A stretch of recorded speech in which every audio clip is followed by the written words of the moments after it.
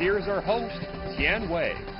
Hello and welcome to World Insight, coming to you live on CGTN from Beijing. I'm Tian. The fate of the World Trade Organization, the 23-year-old multilateral trade governing institution, is precariously hanging in the balance.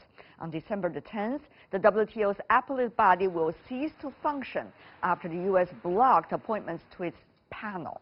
Amid global trade tensions, there's also debate about WTO reforms. Earlier, I sat down with Pascal Lamy, the former WTO Director General, to talk about reforms to the WTO and China-U.S. trade relations. He said the world should not let the U.S. hold the other 75% of the global economy hostage. Let's listen in.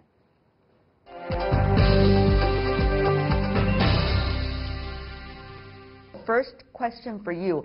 Any hope, first phase, so-called China-U.S. trade deal? That's what everybody expects. Really? Not least because I think the U.S. president has now understood that trade wars are not that easy to win. So I personally expect some sort of deal. They will call it first phase. I'm not sure there will ever be a second phase. Why not?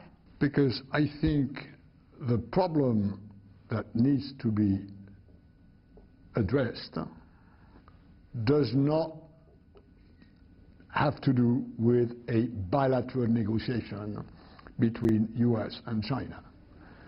We have a series of problems in WTO which necessitate a rediscussion of a number of WTO rules.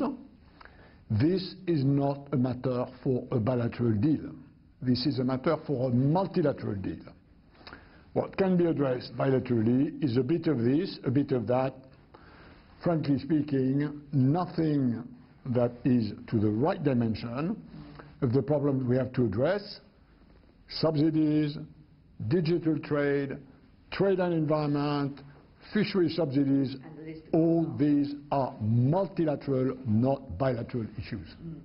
Well, the first phase, if there were any, before the end of the year, if there is any possibility about that, paved the way for some kinds of cordial atmosphere for the WTO eventually to handle that, let's just say, during the ministers' meeting next year. Maybe. Depends on the U.S. willingness to work in the World Trade Organization. What's your reading of the willingness? With EU, with China, with Africa, with Brazil, with India, to reform a number of areas where the WTO rulebook needs reform. Whether the U.S. are ready to do that or not, at this stage is very unclear, as, for instance, shown by their position on the dispute settlement system in the WTO, which they are simply blocking without any clear indication of what do they expect from this hostage-taking. So to you, Mr. Lamy, where is the starting point? It seems like there is so many things entangled with one another. Where is the starting point? Is the starting point likely to work? Depends whether or not this big U.S.-China rivalry can be trade-wise stabilized by the European Union and other countries that have to stand in between U.S. and China. Do you see there is willingness from the other parties that you just mentioned, EU included, to work on this, or they are standing by to see what's likely to be the end result? I think as far as the EU is concerned, we are trying, they are trying to mediate between US and China. The EU strategy is to help with US putting pressure on China and help with China putting pressure on the US. This needs to be done. In any reform of the WTO, EU, China, US will have to make concessions. We all will have to accept that the rules cannot be changed just in one direction or on one issue. This is called a multilateral negotiation. The question with the US is whether or not they accept that these issues have to be dealt with, first and foremost, in a multilateral way and not in a bilateral way. This is a question of doctrine. The US doctrine for the moment is extremely unclear. So you're seeing everything, all the balls are in the court of the US. As long as they are willing to kick, there could be something. But if they're not, or delayed by the political elections for one reason or another, we are likely to face very different situation. Now, what is that situation? I mean, I'm talking about the latter option. We cannot accept that 25% of the world economy takes 75% of the world economy hostage. This is not admissible. Lots of countries on this planet need a predictable, stable, rules-based trading system. This is a major public good. We cannot accept that this major public good is destroyed unilaterally by the United States of America if this is their intention. Again, at this stage, it is not clear. So we have to brace for two possible scenarios. One where the US remain within the tent and accept a deal where they will have to make concessions and others will have to make concessions, or they don't accept this, and then we have to think, at least, of a plan B, which is a WTO which would work without US support.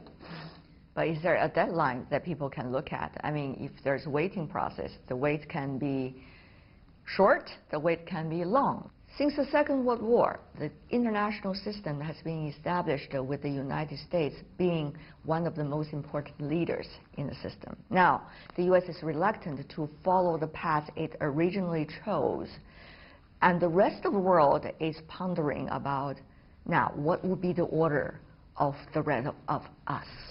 Of course, WTO and trade and investment are only one of the major dimensions of a geopolitical, much larger and much longer rivalry between the US and China. We all know that. Trade is one bit of this very complex relationship. The problem being that it's extremely important for many people on this planet because trade is the way you grow your economies. And growing your economies is increasing people's revenues and standard of living. So this is why it is a major issue. Not that the rest does not matter, but for most of the people, if the US succeed in destabilizing and damaging WTO, this will have a huge cost for many people on this planet, which is why this cannot be accepted. I think most countries realize this. They simply sometimes are under US pressure, which is why only big elephants can stabilize the situation. We know the three big elephants in world trade: US, China, Europe.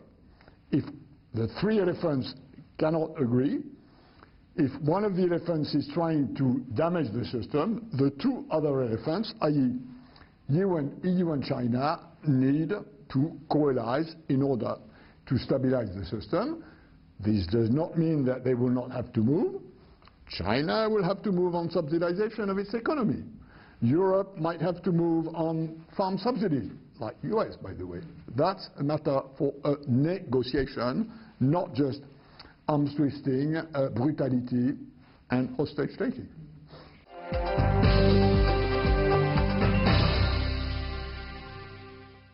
You talk about the so-called three kingdom or three-factor theories recently.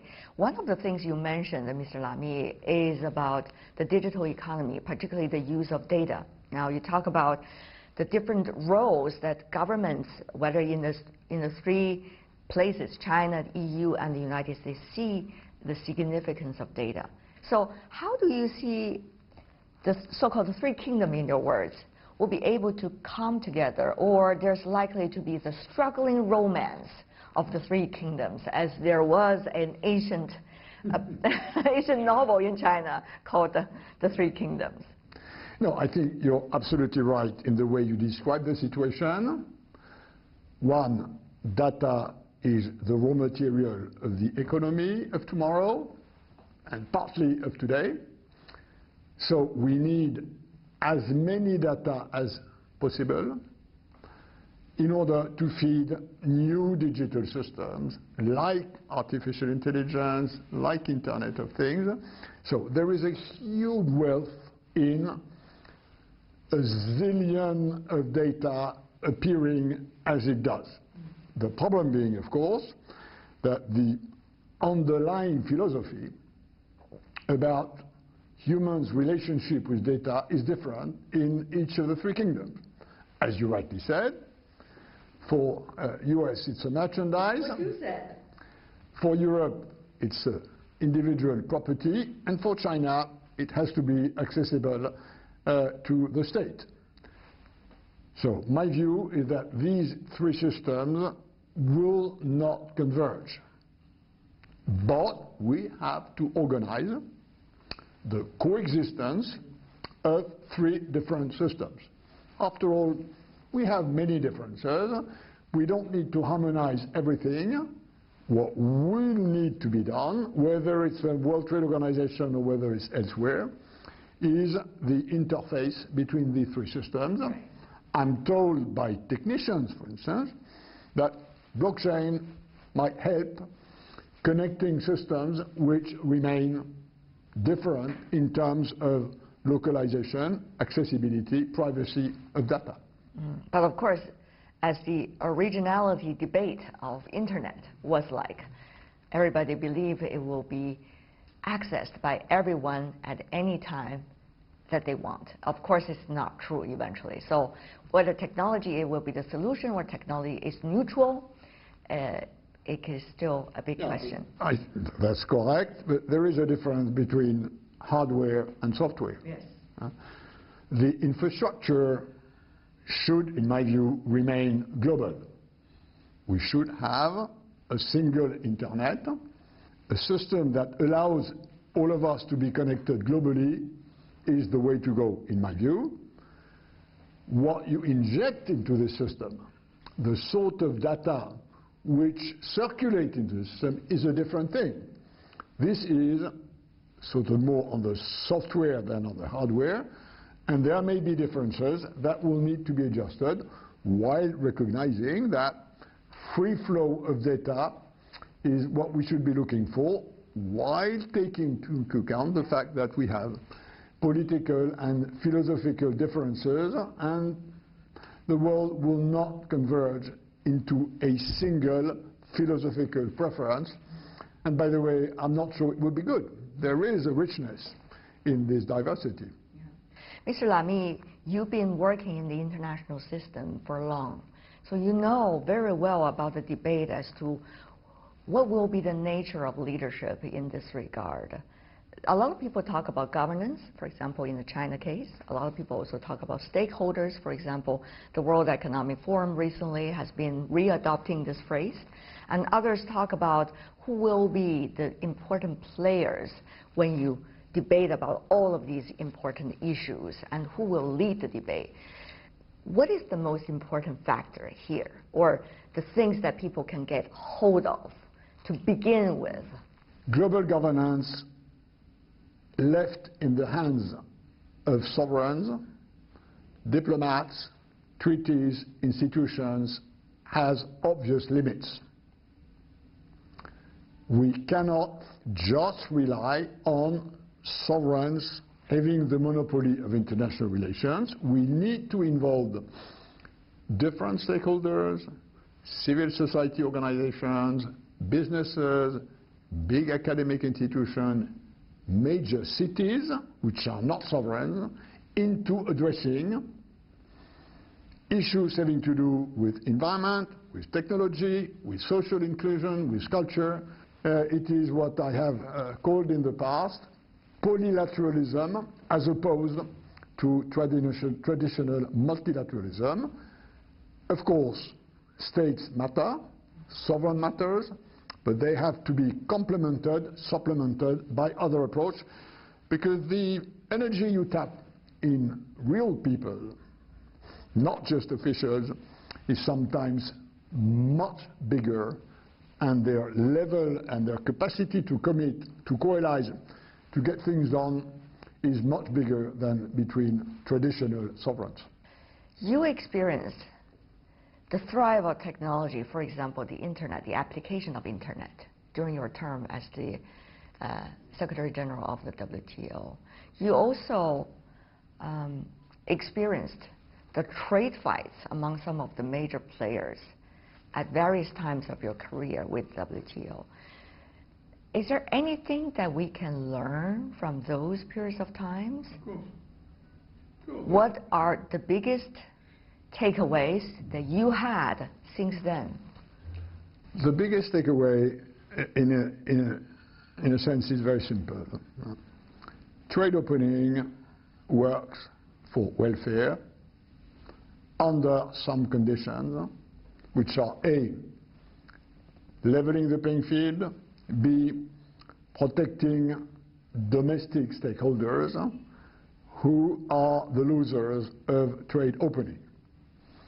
Trade opening is efficient, it's painful for some, there are winners and losers. The fact that there are many more winners than losers does not change the fact that losers have to be taken care of. So it's relatively simple.